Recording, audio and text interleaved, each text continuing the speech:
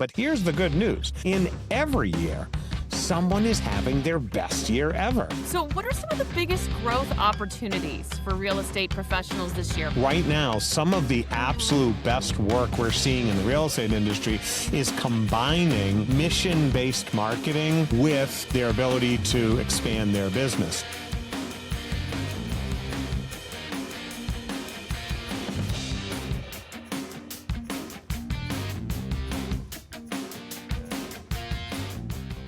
Hello, everybody, and welcome to Real Talk. We are back for 2026. Same name, but we have some new faces and a new look, and we're really excited to be able to join you again. My name is Leigh Anne Clary. I'm the Director of Affiliate Engagement at Homes for Heroes. For those of you who have never heard of Homes for Heroes or aren't sure who we are and what we do, we partner with real estate agents and lenders to give back to our hero community when they are buying, selling, or financing a home. Our hero community includes firefighters and EMS, law enforcement, healthcare professionals, teachers, and military and veterans. So we have a really special episode of Real Talk today because I am fortunate enough to introduce and do a little mini interview with my co-hosts for the rest of the year. So I'd like to welcome Matthew Ferrara. He is a very well-known name in the real estate industry who many of you may have heard. He has been in the real estate space for over 30 years, working with leaders and sales professionals in all 50 states and over 35 countries. He has amazing inspirational philosophies around growth. He advises real estate brokerages, MLSs, tech companies on leadership, sales, culture, and marketing. The core of his belief, however, just starts with believing you are worth it, which I think is just a fabulous message. So welcome, Matthew. How are you? I am terrific, Leigh Anne. Thank you so much. I am so excited about being co-host for the show this year. It is going to be lots of fun. It is. And we have a lot of really fun topics that we have coming up. This is just our first month. So as soon as we know more, we're going to tease some more of those out to you. So stay tuned. So let's get started with a few questions. First of all, you work with brokers and agents all over the country. What are you hearing and seeing from those who are performing the best? What are they doing and what's working for them? How are they being successful?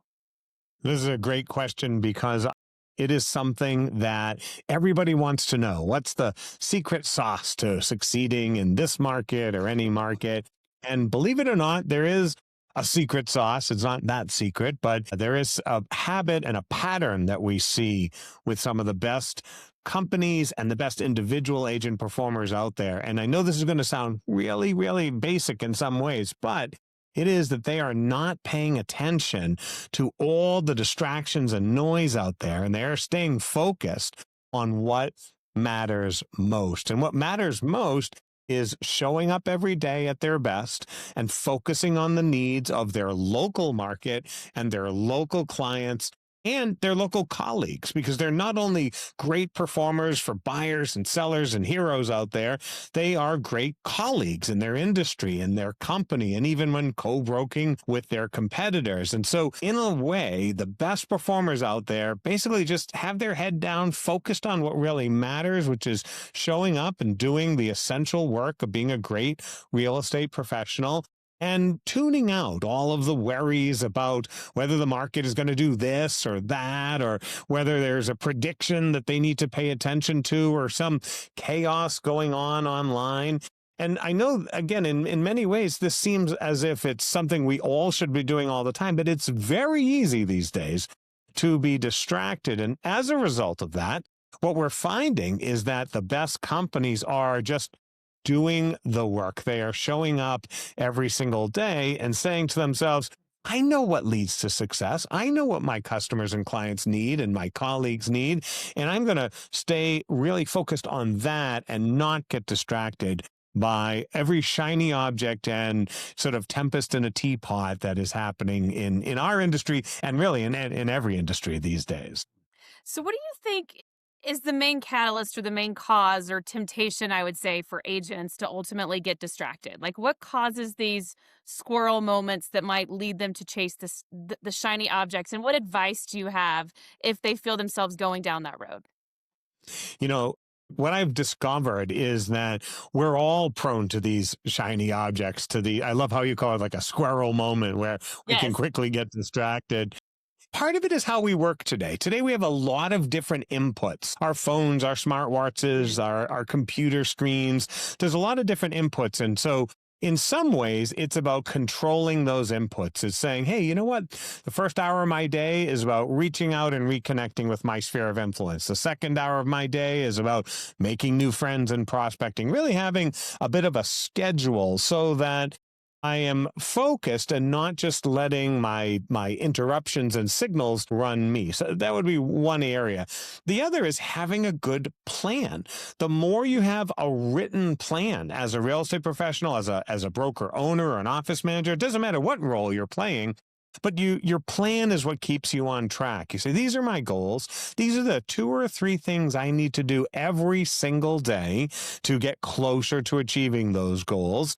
And then letting the plan tell me how to organize my tools, organize my behaviors, and then letting the plan work the business, and then the business get me closer to success. So again, this sounds like a lot of essentials, but in many ways, what we're finding is that when the market gets tough, it is easy to want to actually be distracted. It's very tempting to want to think, well, it's everything else's fault that I'm not being successful. But here's the secret. Here's the interesting thing that we have to remember. We're going to sell, let's say, about 4.5 million homes this year. Now, that's actually not a bad thing by any stretch of the imagination. Sure, some years we've sold more, and actually in some years we've sold a little bit less as well. But here's the good news. In every year, someone is having their best year ever. So what that reminds me is that it doesn't really matter what the headlines are or where the trend lines are going. If you want to sell 10 homes, 20 homes, 50 homes, 100 homes, they're all within 4 million. So there's plenty for you to reach your success. And so I try to remind people, if you show up with a plan every day, you work the plan, you stay focused on the essentials, you are going to be successful. And listen, there's always time to be entertained by the headlines and the distractions that are out there, but we can't let them overtake what we need to do every day to be successful, because people are counting on us. Our families are counting on us to be successful. Our clients are counting on us to be successful as well, because they need us around for the time that they're going to reach out for some help.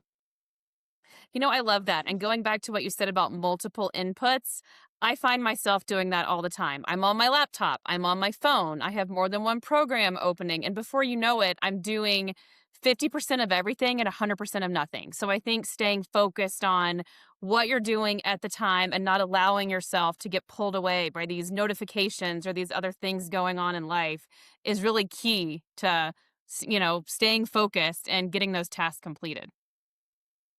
If you think about it, some of this is a little bit of the excitement of using all of these tools, but they also come with the potential for distraction. So of course, we want you to use technology to stay in flow with your customers and clients, to prospect, to build helpful content, to share out there with your sphere and attract new business. But at the same time, these tools have another side of them, which is they can easily distract us from the rest of the work that it takes to be a good salesperson. Absolutely. So let's talk about the consumer. So what values and messages are resonating with the consumer today? Well, this is an interesting topic because there has been a lot of change when it comes to the consumer today. And I think one of the most important things I've learned from great brokers out there is that they are very much intent on working the market we have, not the market we had. That means paying attention to the significant shifts that have happened in today's buyer and seller demographics and behavioral trends. So let's just start with some very top line changes that are critical. Some of the best research out there is from the National Association of Realtors. And in fact, they have just recently published updated research on buyers and sellers. And again, there's some eye-opening numbers in there, such as the fact that the number of first-time home buyers actually fell to the lowest in about 3 decades right now. So we're really in a marketplace of repeat buyers and repeat sellers. And we have to keep that in mind, because if we're designing a marketing message, we want to be talking to people who might need to sell before they buy, as opposed to buy for the first time. Now, there is going to be some people buying for the first time, but it's really in the very low 20 percentiles, 21 percentile. And at the same time, not only are there fewer of them, but they're older than ever. The first-time home buyer actually reached a historically high number of 39 years old. So let me just add one more twist to that, which is the average seller today is 63 years old. That means that, they're baby boomers. For years, we were told, get ready for the millennials, get ready for them. And there are some millennials in there. But they're not right now the main buyers and the main sellers that are out there. So what does that mean for me? Number one, it means messaging-wise, I need to be attuned to the needs of boomers more than anything else, including boomers who are actually buying bigger houses, not smaller ones. This is another one of those fascinating data points out there, because they're actually 25% of the purchases are boomers buying larger houses for those 30-somethings who never left the home. Yes, they're upsizing instead of downsizing. Upsizing instead of downsizing, which is what we thought was going to. So this is it's just a fascinating set of circumstances. And so I think the message for our listeners really is, make sure you really understand who is in the market, because we spend a lot of time in this business studying housing. We study units and square footage and average prices and days on market, and we need to know that, of course. But it's really who is buying and selling that matters the most. And that's where messages that resonate with multi-generational home purchases, messages that resonate less with worries about interest rates, for example, because baby boomers are not that worried about interest rates. They, first of all, are going to sell a home in order to buy again. So they've got some wherewithal. They understand how to do mortgage buy downs. And frankly, it's just not their most major concern. They understand that rates come and go. Baby boomers probably bought and sold homes when rates were 3 times as much at one point in their career back in the 80s. So they're a little less sensitive to that. Of course, they're fiscally smart. They're prudent people. But again, we need to go to market with things that really attract who is in the market. And that might mean some changes to some people's messaging and their methodologies. Boomers, for example, are absolutely some of the highest users of YouTube. So they love video, but some of the lowest users of TikTok. And so as a result, you're thinking, well, I want to make video, but the tendency to think everything should be a TikTok when it might actually have to be a YouTube is going to, again, be a little shift in the 2026 marketing as well as consumer trends. And that is so true. I think that so much of marketing is knowing your customer. Who is your customer? Where are they? Where do they consume their media? Where's the best place to reach them? And again, that goes back to the noise, because we constantly hear about, oh, we have to do this and we have to do that and we have to do this, when in reality, that may not be the case if that's not who our buyer or seller is.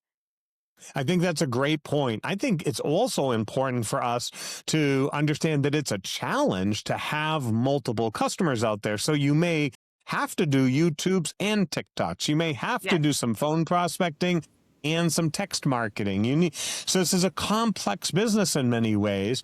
And part of that is really understanding who's your target audience, what do they want?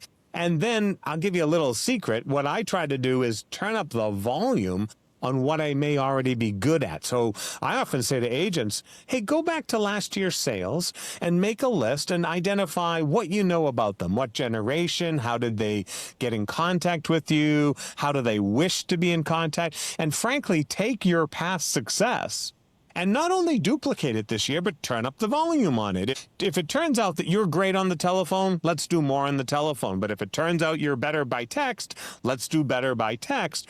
But let's at least use some data, a little research as to our past successes to help guide our future successes, and then marry it up with whatever is happening in the data and the consumer trends in your local marketplace. Absolutely. And just knowing that how you consume media and how you prefer to be marketed to may not be how others are. Like, I might love TikTok, which I don't, but in the event that I did, I can't assume that every single one, oh, I'm only going to do this on TikTok because I think that this is the best. Well, again, if I have that boomer client who might love video, doesn't mean I don't do video. It just means I put it somewhere else. So you really have to, no matter what age or place in your life you are, you have to take your personal hat off and put your who's your customer. You have to put that hat back on. Totally agree. And I think that's also part of the creative fun of this business, which is Yeah. that once we start to get to know our customers, it can be challenging to our assumptions as to how we thought we were going to be successful this year, but it also is exciting. It might mean you have to learn something new. You might have to try something different. So, what are some of the biggest growth opportunities for real estate professionals this year? We're just starting a new year. Where's the best place to find opportunity? Well, I think that the number one place of opportunity has always been and will continue to be your sphere of influence. And, many of our members at Homes for Heroes understand that. They just know how important it is to have a strong sphere of influence and how important not only it is to be of value to people you're working with, but to be valuable enough for them to refer you to others or to introduce you to others who you might not even be able to help with a transaction right now, but you might be helpful in preparing them for a future transaction, helping them understand what they can do to prepare to sell 1, 2, or 3 years from now, or to prepare to buy. So I always think about my sphere of influence as the number one opportunity space. But the second thing that I would do is I would maybe challenge myself to look at opportunity not only with respect to people's real estate questions, but what people really need in their lives these days. And they need a source of optimism. They need a source of inspiration. Real estate's all about dreaming, right? It's all about Yes. next wonderful chapter of our lives. So I would consider, in addition to talking about the market, in addition to talking about interest rates or trends, to also just help people dream. Tell the stories of people that you've worked with. Tell the stories of overcoming challenges and still having a great outcome. People love that. I have found that inspiration is sort of a powerful magnet for people's attention beyond just the facts and the information. And I think you and I both know everybody in real estate is much more emotional than rational. A buyer might show up and say, well, Leigh Anne, I need 2 bedrooms and 2 baths and $300,000 is my max. And you accidentally show them something with 3 bedrooms and 2 baths at $350,000, and now they're figuring out how to do it.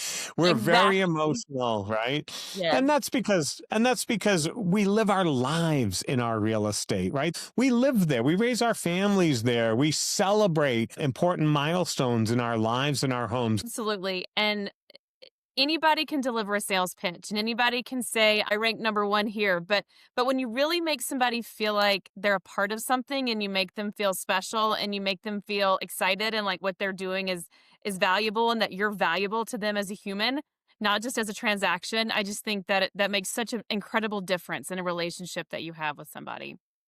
I'm glad you mentioned that because you make them feel part of something special. Right now, some of the absolute best work we're seeing in the real estate industry is combining mission-based marketing with their ability to expand their business. So knowing that you're part of something, you represent something meaningful, and it's not only about philanthropy. It's about things that change people's lives for the better. Again, we see this with so many members of Homes for Heroes. They're part of a mission. They're part of giving Yes. back in such a way. And interestingly enough, that resonates. That is extremely powerful because it's the same thing we want to know about the people we work with, whether it's our attorneys or our accountants or just our neighbors or colleagues at work. We want the rest of the story to be more than just they're great at their job. The whole person is someone we're proud to know and we want to have in our lives. And that is a unique competitive advantage because not everyone can be you. Only you can be you. Yes. And I think by nature we want to connect and align and work with people who have the same mission that we do and feel passionate about the same things that we feel passionate about. So if you have a mission like our Homes for Heroes affiliates do, and you can shout it from the rooftops, I think you're naturally going to be a magnet to attract people who also believe in that mission and want to follow that mission. So regardless of what that mission is for you, don't be afraid to put yourself out there and let people see what's important to you. I absolutely agree. And that's the beautiful thing about this business. And sometimes what people don't need right now is market stats. They just need to know there's someone in their neighborhood who has their back, who is doing some good work Yes. and is a kind person that they're happy to know and that thinks that they matter, right? Thinks that they're important, regardless of whether they are currently a lead for a transaction. They're just a neighbor who is helping neighbors. I think that is a extremely resonant message and a great competitive advantage today where unfortunately so many people are just trying to crank through the business, through the transactions without building the relationships. Exactly. I can't think of a better place to end on. I think building relationships is important, building trust is important, having a cause is important, and just making yourself human. I would totally agree. And it's why I'm so excited to do this podcast with you this year, because this is an opportunity for us to share some of those stories, an opportunity to highlight ways to be more human and to be in better relationships with people. And many, many times, I know we've all said this or heard this in our lives, which is it is possible to do well by doing good. And that's exactly why I'm here. It's exactly why you and I are both here and why all of our affiliates are here, is that we believe it's possible to do well by doing good. And I'm excited to celebrate that in our podcast this year. Exactly. So if you're out there and listening and you want to be a guest on the podcast with myself and Matthew, we would love to talk to you. If you have any advice or experience or just anything that you feel like our listeners would find valuable, support at homesforheroes.com. Just drop us a line with your information, your name, your story. We'd love to talk to you, and maybe you'll be sitting here with us and we can interview you as well. I think it would be great. And don't forget, friends, to share this podcast with others. Obviously, click subscribe on your favorite podcast or on YouTube or any other social media that you're following us on. The more you can help us spread the word of the good work that we're doing here, the better it will be for everyone. And we're so glad and grateful to have you all as viewers and listeners. We'll see you all next month in February. Thanks for joining us for Real Talk.